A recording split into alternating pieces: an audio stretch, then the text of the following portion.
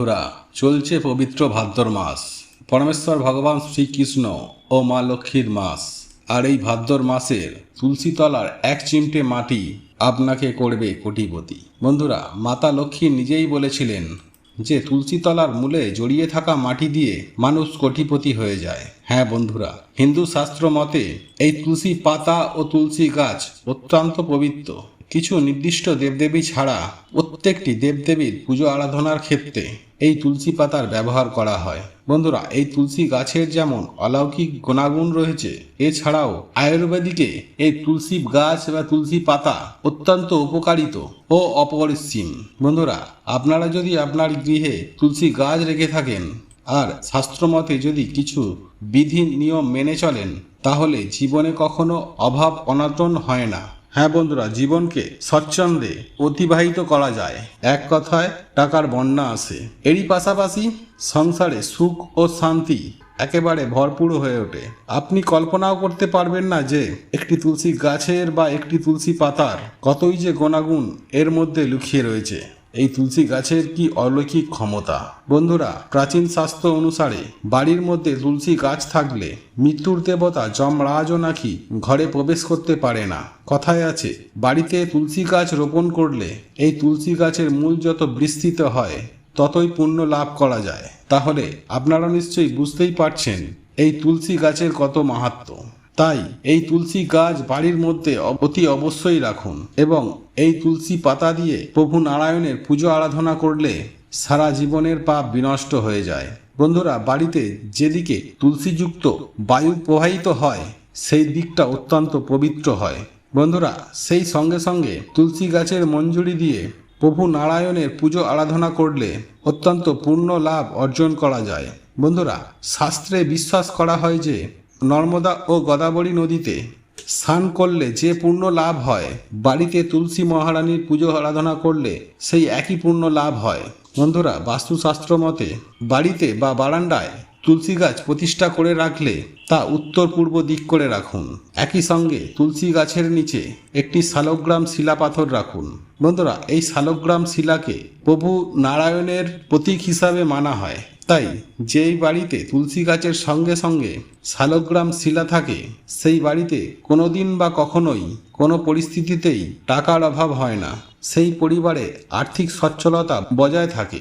তাই বন্ধুরা, আর্থিক সচ্ছলতা লাভের জন্য প্রত্যেকদিন সকালে তুলসী গাছে জল নিবেদন করুন এবং জল দেওয়ার সময় মনে মনে এই মন্ত্রটি অবশ্যই বলুন। আর মন্ত্রটি হলো, তুলসী তুলসী বৃন্দাবন, তুলসী তুমি নারায়ণ, তোমার মাথায় ঢালি জল, অন্তিমকালে দিয় স্থল। বন্ধুরা, এই মন্ত্রটি আপনারা মনে মনে 8 বার উচ্চারণ করবেন। আর এই মন্ত্রটি পাঠ করার সময় আপনারা অতি অবশ্যই খেয়াল রাখবেন যেন তুলসী মাতার উদ্দেশ্যে আপনি বলছেন। কারণ তুলসী মহারানীকে একবার সন্তুষ্ট করতে পারলে জীবনে সমস্ত প্রকার দুঃখ কষ্ট জ্বালা যন্ত্রণা দারিদ্রতা এমনকি রোগ ব্যাধিও সমস্ত কিছুই দূর হয়ে যায়। ঠিক তেমনি জীবনে তথা সংসারে সুখ ও শান্তি ফিরে আসে। তাই অতি অবশ্যই এই মন্ত্র উচ্চারণ করে জল নিবেদন করুন। এর ফলে আপনারা সুনিশ্চিতভাবে উপকৃত হবেন। বন্ধুরা, প্রায় আমাদের আপনাদের সকলের বাড়িতেই তুলসী গাছ আছে, কিন্তু এই তুলসী গাছের কাছে আমরা অনেক সময় এমন কোনো জিনিস রেখে থাকি যা রাখা হয়তো একদমই উচিত নয়। হ্যাঁ বন্ধুরা, কিছু কিছু সময় দেখা যায় যে বাড়িতে সব ধরনের নিয়ম মেনে চললেও অশান্তি কোনোভাবেই কমছে না, বরং দিন প্রতিদিন সেই অশান্তি বেড়েই চলেছে। কিছুতেই আপনি সুখ শান্তির মধ্যে থাকতে পারছেন না। এক কথায় বলতে গেলে দুঃখ কষ্ট দারিদ্রতা যেন আপনার পিছুই ছাড়ছে না। আবার অনেক সময় এমনটা হয় যে আপনার কাজ প্রায় শেষের দিকে, ঠিক সেই সময়ে আপনি বাধা পড়েছেন। তারপর দেখা যায় যে দিনের শুরুটা খুব সুন্দরভাবে কাটলেও কিন্তু দিনের মাঝামাঝি সময় থেকে বা শেষটা অশান্তির মধ্যে কাটছে। বন্ধুরা, আপনি হয়তো ভেবে ভেবে এই কোনো সমস্যার সমাধান করতে পারছেন না। হ্যাঁ বন্ধুরা, এই অশান্তির কুল কিনারা কোনো আপনি পাচ্ছেন না যে আপনি এই সব সমস্যা থেকে কিভাবে দূরীভূত হবেন বা এই সকল সমস্যাগুলিকে দূর করবেন। বন্ধুরা, বাড়িতে তুলসী গাছ রয়েছে অথচ সেই তুলসী গাছে সঠিকভাবে সঠিক বিধি মেনে পুজো আরাধনা না করলে এমনটি হতে পারে, বা তুলসী গাছের কাছে অজান্তেই এমন কোনো জিনিস রেখেছেন যেগুলি রাখার জন্য আপনার জীবনে অশান্তির সৃষ্টি হয়েছে। তাই আপনি জীবনে সুখে শান্তিতে বসবাস করতে চাইলেও আপনি সেটি করতে পারছেন না। বন্ধুরা, এই সকল সমস্যা দুঃখ কষ্টকে দূর করতে চাইলে তুলসী গাছের গলা থেকে এক চিমটে মাটি নিন এবং এক টুকরো পবিত্র সাদা কাপড়ে সেই তুলসী গাছের মাটিটি ভালো করে রাখুন এবং সেই কাপড়টিকে মুড়ে নিন। বন্ধুরা, এই মাটি ও সাদা কাপড়টি পুটুলি বানিয়ে লাল সুতো দিয়ে জড়ান এবং ওই পুটুলিতে করা মাটিটি আপনি যেখানে ঠাকুর পুজো করেন আপনি সেখানে রেখে দিন। বন্ধুরা, এই তুলসী গাছের মাটি তোলার সময় আপনাকে অন্য কেউ দেখে না ফেলে সেই বিষয়টি অতি অবশ্যই মাথায় রাখবেন। তাই এই কাজটি আপনারা চুপচাপ কাউকে না জানিয়ে করুন। বন্ধুরা, এই সামান্য তুলসী গাছের মাটি আপনি যদি আপনার ঠাকুর ঘরে কিছুটা রেখে দেন তাহলে আপনার সংসারে যে দুঃখ কষ্ট অশান্তি জ্বালা যন্ত্রণা দারিদ্রতা রোগব্যাধি লেগেছিল সেগুলি সুনিশ্চিতভাবে আস্তে আস্তে দূর হয়ে যাবে। হ্যাঁ বন্ধুরা, আপনার বাস্তুতে বা আপনার সংসারে যেসব অশুভ শক্তি ছিল তা খুব দ্রুততার সঙ্গেই দূর হয়ে যাবে এবং সেই সঙ্গে আপনার সংসারে শুভ শক্তির আগমন ঘটবে। বন্ধুরা, আপনারা চিন্তাই করতে পারবেন না যে সকল সমস্যাগুলি থেকে আপনি উদ্ধার হতে পারছিলেন না সে সকল সমস্যাগুলির কাছ থেকে সুনিশ্চিতভাবে বেরিয়ে আসতে পারবেন। বন্ধুরা, আপনি হয়তো চাকরির জন্য বা অন্য কোনো কাজের জন্য অনেক চেষ্টা করছেন, কিন্তু বহু চেষ্টা করার পরেও মনের মতো চাকরি বা কাজ আপনারা পাচ্ছেন না। কোনো না কোনো কারণে আপনাদের সেই কাজের বাধা সৃষ্টি হচ্ছে। এই রকম পরিস্থিতির মধ্যে পড়লে আপনারা কিছুটা তুলসী গাছের মাটি নিয়ে একটি রূপোর তাবিজ বা কবচের মধ্যে ভরে সেটি মোম দিয়ে মুখটিকে এঁটে দেবেন। সেটিকে ছেলেরা হলে ডান হাতে এবং মহিলারা হলে বাঁ হাতে লাল সুতো বা ধাগার সাহায্যে সেটিকে বেঁধে নিন। দেখবেন আপনি যেখানে যাবেন সেখানেই সফলতা পাবেন। যদি আপনি ব্যবসা করে থাকেন তাহলে আপনার ব্যবসা রম রম করে চলবে। এক কথায় বলতে গেলে হরিদ্বার আপনার কাছে দৌড়ে আসবে এবং আপনার ব্যবসা চরম শিখরে উঠবে, যা আপনি কল্পনাই করতে পারবেন না যে এই তুলসী গাছের মাটির কি মাহাত্ম্য, এই মাটিতে কি শক্তিশালী গুণ রয়েছে।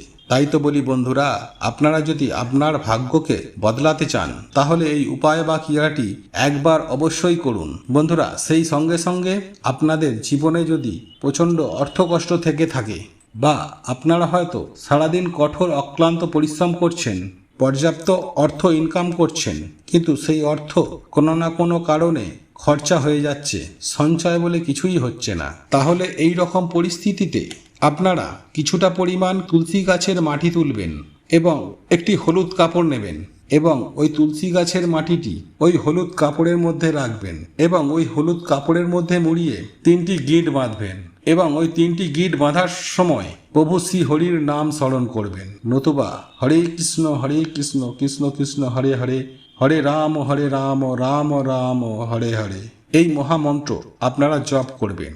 আর জপ করতে করতে 3টি গিঁট বাঁধবেন এবং ওই পুটুলিটি আপনাদের পার্স বা মানি ব্যাগে রেখে দেবেন। আপনারা যেখানেই যাবেন সেখানেই এটিকে সঙ্গে নিয়ে যাবেন। দেখবেন আপনার মানি ব্যাগ কখনোই কোনো পরিস্থিতিতেই খালি হবে না। যেখান থেকেই হোক না কেন আপনাদের কাছে অর্থ আসবেই। হ্যাঁ বন্ধুরা, আপনাদের অর্থভাগ্য পাল্টে যাবে। আপনারাও আর 5টা বড়লোকের মতো ধনী ও সুখী হবেন। তাই জীবনে সুখ শান্তি সমৃদ্ধি পেতে চাইলে তুলসী গাছের মাটি নিয়ে অতি অবশ্যই আপনার জীবনে প্রয়োগ করুন। এতে জীবনে তথা সংসারে উভয় ক্ষেত্রেই সুখ শান্তি সমৃদ্ধি বজায় থাকবে। সুপ্রিয় দর্শক বন্ধুরা, হিন্দু পঞ্জিকা অনুযায়ী 4টি পবিত্র মাসের মধ্যে এই ভাদ্র মাস হলো অন্যতম। বাংলা পঞ্জিকা অনুযায়ী এটি বছরের 5ম মাস। ভাদ্র মাসকে যেহেতু শূন্য মাস বলা হয়ে থাকে, সেই ক্ষেত্রে এই মাসে কিছু কিছু মাঙ্গলিক কাজ করা একদমই উচিত না, যেমন বিবাহ, উপনয়ন, গৃহপ্রবেশ, বৃক্ষ প্রতিষ্ঠা, এই সকল মাঙ্গলিক কাজ থেকে বিরত থাকা প্রয়োজন। তবে এ মাসে অন্নপ্রাশন, সাধভক্ষণ, নামকরণ, ক্রয়, বাণিজ্য এই সকল ক্ষেত্রে কোনো প্রকার বিধি নিষেধ নেই। বন্ধুরা, সনাতন ধর্ম অনুযায়ী পবিত্র এই ভাদ্র মাসে যে সকল খাবার সেবন করা অতি পবিত্র কাজ হিসাবে গণ্য করা হয়েছে সেটি হলো পঞ্চদ্রব্য সেবন। আপনারা একেবারে ঠিকই শুনেছেন। হ্যাঁ বন্ধুরা, সঠিক পরিমাণে পঞ্চগব্য সেবন করলে দেহ এবং মন পবিত্র থাকে। এই পঞ্চদ্রব্য আপনি বাড়িতেও তৈরি করতে পারেন, অথবা বাজারের যে কোনো আয়ুর্বেদিক দোকান থেকে আপনি এই পঞ্চদ্রব্য কিনতে পারেন। ঠিক এরই পাশাপাশি আপনাদের জানিয়ে দেব যে এই পবিত্র ভাদ্র মাসে যে সকল খাবার খেলে শরীর সুস্থ এবং নীরোগ থাকবে, আর সেই খাবারগুলি হলো মাখন, ঘি, কালো তিল, কালো জিরে এবং গরুর দুধ। তবে এগুলি সদা সর্বদাই সঠিক মাত্রায় গ্রহণ করা প্রয়োজন। ঠিক এরই পাশাপাশি খাবার নিয়মে বলা হয়েছে কোনো গুড় পাক জাতীয় খাবার একদমই খাওয়া উচিত না। মশলাদার বা উত্তেজক খাদ্য বা পানীয় গ্রহণ এই পবিত্র মাসে এড়িয়ে চলুন, কারণ এতে শরীরের হজমের ব্যাঘাত ঘটে।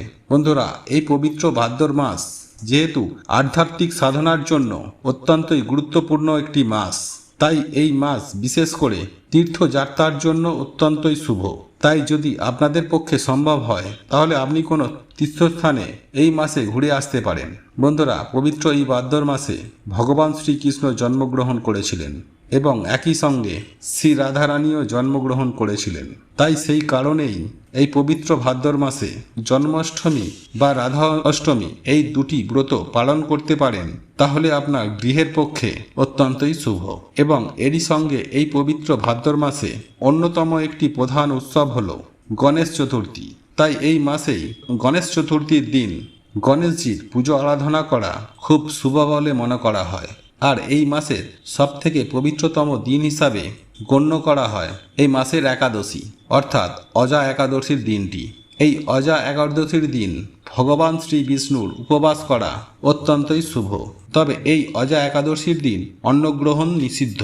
তাই এই পবিত্র ভাদ্র মাসকে যেহেতু মা লক্ষ্মীর মাসও বলা হয়ে থাকে, তাই এই পবিত্র ভাদ্র মাসে প্রত্যেকটি বৃহস্পতিবার দিন বাড়িতে মা লক্ষ্মীর পুজো আরাধনা করলে মা লক্ষ্মী অত্যন্তই প্রসন্না হন। এবং লক্ষ্মী পূজার পাশাপাশি এই মাসের প্রত্যেক বৃহস্পতিবার দিন যদি আপনার বাড়ির ঈশান কোণে, অর্থাৎ আপনার বাড়ির উত্তর পূর্ব কোণে একটি গা ঘিয়ের প্রদীপ জ্বালিয়ে রাখতে পারেন, সেটি আপনার গৃহের ক্ষেত্রে অত্যন্তই শুভ বার্তা নিয়ে আসে। তাই সম্ভব হলে প্রত্যেকটি দিন সন্ধ্যাবেলায় এই বিষয়টি করার চেষ্টা করবেন। আর তা না হলে অন্ততপক্ষে এই বৃহস্পতিবার দিন বাড়িতে সন্ধ্যা দেওয়ার সময় এই বিষয়টি করার চেষ্টা করবেন। শাস্ত্রমতে কথিত রয়েছে, ভাদ্র মাসে যদি আপনি কাউকে চাল ধার দেন বা কারো কাছ থেকে চাল ধার নেন, তাহলে অন্তত একটি টাকার মাধ্যমে এই বিষয়টি করার চেষ্টা করবেন। কারণ সম্পূর্ণ ধার বাকি এই পবিত্র ভাদ্র মাসে করা একেবারেই উচিত নয়। ভাদ্র মাস যেহেতু আধ্যাত্মিক সাধনার মাস, আর এই মাসেই ভগবান শ্রীকৃষ্ণের জন্ম, তাই এই মাসে গীতা পাঠ করার জন্য শুভ, বা গীতা পাঠ শুরু করার জন্য অত্যন্তই উত্তম মাস। তাই আপনাদের পক্ষে যদি সম্ভব হয় এই মাসে প্রত্যেক দিন সন্ধ্যাবেলায় অন্তত একটি গীতা শ্লোক পাঠ করা প্রয়োজন। এবং এই গীতা শ্লোক পাঠ করার সময় অবশ্যই এর অর্থ বোঝার চেষ্টা করবেন। এছাড়াও এই মাসের প্রত্যেক শনিবার দিন শনি মহারাজের পুজো আরাধনা করলে আপনার জন্ম ছকে থাকা শনিদেবের অশুভ প্রভাব থেকে আপনারা মুক্তি পাবেন। আর এই মাস যেহেতু ভগবান শ্রীকৃষ্ণের মাস, আর ভগবান শ্রীকৃষ্ণ যদি আপনার আরাধ্য দেবতা হন, তাহলে এই মাসের প্রত্যেক দিনই ভগবান শ্রীকৃষ্ণের নাম স্মরণ করা প্রয়োজন। তাই যখনই সময় পাবেন এই ভাদ্র মাস চলাকালীন মুখে কৃষ্ণ নাম নিয়ে আসবেন। আর আপনারা যদি ভগবান শ্রীকৃষ্ণকে ভালোবেসে থাকেন তাহলে জয় শ্রীকৃষ্ণ রাধে রাধে লিখে কমেন্ট করতে একদমই ভুলবেন না। দেখবেন এর ফলে আপনার সমস্ত দুঃখ কষ্ট দূর হয়ে গিয়েছে। মনের মধ্যে এক অপার শান্তি অনুভব করছেন। বন্ধুরা, ভিডিওটি এখানেই শেষ করলাম।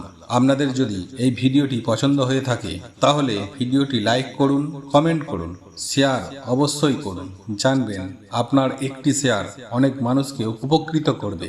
আর আপনি যদি আমাদের চ্যানেলে নতুন হয়ে থাকেন তাহলে অতি অবশ্যই সাবস্ক্রাইব করবেন। ভগবান বা ঈশ্বর আপনাদের মঙ্গল করুক। আপনারা সুস্থ থাকুন, ভালো থাকুন।